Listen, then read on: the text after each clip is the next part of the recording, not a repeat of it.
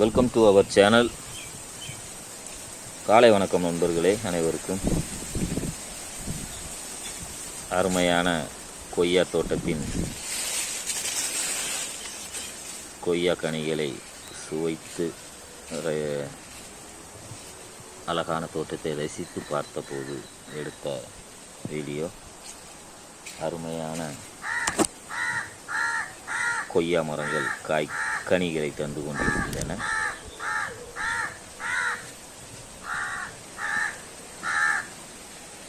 மேற்கு தொடர்ச்சி மலை அடிவாரத்தில் இயற்கை சூழலில் அமைந்துள்ள கொய்யா தோட்டம்.